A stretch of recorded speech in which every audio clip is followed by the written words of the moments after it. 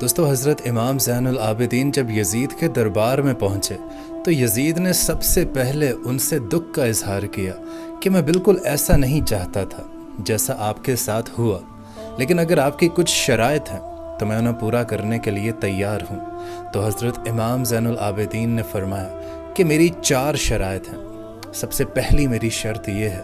کہ مجھے میرے بابا حضرت امام حسین کا سر مبارک دے دیا جائے تاکہ میں ان کی تدفین کر سکوں، اور دوسری میری شرط تمہارے سے یہ ہے کہ آج جامع مسجد میں مجھے خطبہ دینے کی اجازت دی جائے، اور تیسری میری شرط تمہارے سے یہ ہے کہ مجھے اور میری تمام بہنوں کو بحفاظت مدینے میں پہنچایا جائے،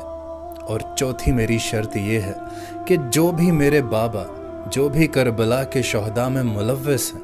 ان تمام قاتلان حسین کو میرے حوالے کیا جائے تاکہ میں ان تمام سے خود بدلہ لے سکوں۔ تو یزید نے کہا جو بھی لوگ اس کے سامنے بیٹھے تھے کہ مجھے بتایا جائے کہ امام حسین کو کس نے شہید کیا ہے۔ تو فلاں نے کہا کہ فلاں نے کیا ہے، فلاں نے کہا کہ حولی بن یزید نے کیا ہے۔ حولی بن یزید کہنے لگا کہ میرا امام حسین نے کیا بگاڑا تھا، میں اسے کیوں قتل کروں گا۔ پھر کسی نے کہا کہ شمر نے قتل کیا ہے، تو شمر بھی وہی کہنے لگا کہ میرا امام حسین نے کیا بگاڑا تھا جو میں انہیں شہید کروں گا۔ یہ قتل اس نے کیا ہے جس کی حکومت تھی، جس کو کرسی کی ضرورت تھی، جس کی حکومت کے لیے ان کا شہید ہونا لازمی تھا۔ یہ سن کر یزید امام زین العابدین سے مخاطب ہو کر کہنے لگا کہ ہم آپ کے بابا کا قتل کا تو پتہ نہیں لگا سکتے، بہرحال آپ کو آج جمعے کے دن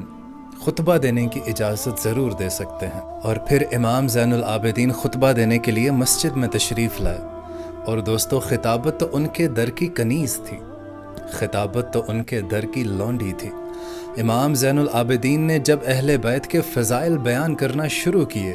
تو سارا مجمع رونے لگا۔ ایک مرتبہ پھر سب کو وہ کربلا کا دردناک منظر یاد آنے لگا کہ کس طرح یزید نے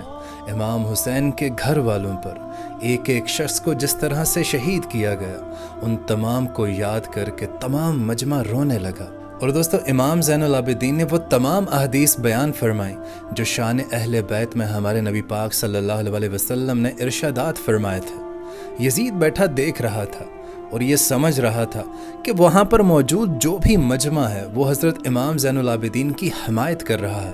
تو اس نے اپنے ایک بندے کو اشارہ کر کے کہا کہ جلدی کرو، اذان شروع کرو، جلدی کرو، اب اذان شروع کرو۔ حضرت امام زین العابدین خطبہ فرما ہی رہے تھے کہ وہ شخص کھڑا ہوا اور اذان دینا شروع ہوا، اور امام زین العابدین نے خطبہ دینا بند فرمایا۔ اور دوستو قربان جاؤں حضرت امام زین العابدین پر، مؤذن نے جب کہا کہ اللہ اکبر اللہ اکبر، تو حضرت امام زین العابدین فرمانے لگے کہ ہاں ہاں اللہ بہت بڑا ہے، اللہ بہت بڑا ہے۔ لوگوں نے صرف زبان سے کہا ہے اور ہم نے خون دے کر گواہی دی ہے کہ اللہ بہت بڑا ہے۔ اور دوستو جب مؤذن نے اشہد ان محمد الرسول اللہ کہا، اشہد ان محمد الرسول اللہ کہا، جب حضرت محمد صلی اللہ علیہ وآلہ وسلم کا نام آیا، جب آل نبی کا نام آیا، تو حضرت امام زین العابدین رو پڑے اور رو کر فرمانے لگے کہ یزید دیکھ تو صحیح، تو نے ہمارا تن من دھن سب کچھ اجاڑ دیا،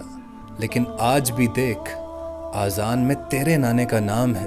یا میرے نانے کا نام آ رہا ہے۔